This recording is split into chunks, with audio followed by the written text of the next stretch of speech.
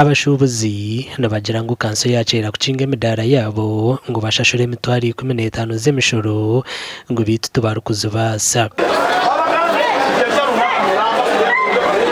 omuntu ali ku level 5 nda sukali wallahi azibyo lunaku ngatatunze wadende kilo ya sukali bamusaba emitwalo 8 omuntu emitwalo 8 tasobola giwa kubanga tajifuna ate bamuteka ko fosa asasule emyezi omudara bakakuteka mitwari 15 twayeterere nduru twine ofisi itaka kiremu kaza no ofisi ya batita kwanza no eshonga yiti ya yanga kukorwaho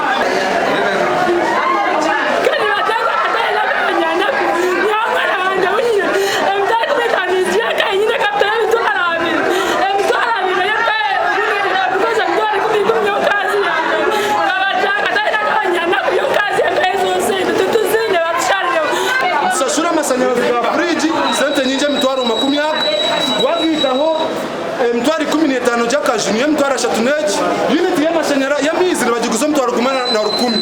tinga kire bagomye Uganda amashanyarazi amizigari gura mtwara 10 kurigera abashubuzi nabembere bashobire kandi nebicweke bimwe tari mu mashanyarazi konka babebembeza misho bagatira hamishoro ebyeyanja babicinjirana after all ni bijunda kandi uba kubikujunda yo kansate kwasa kurera shide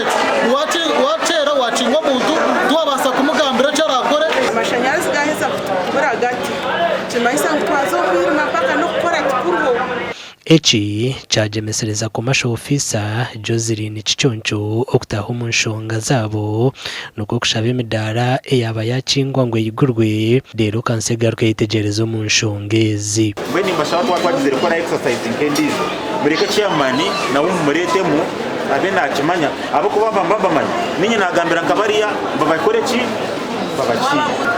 koko mwatandika mu noteka nishaba ngo mu bama mineki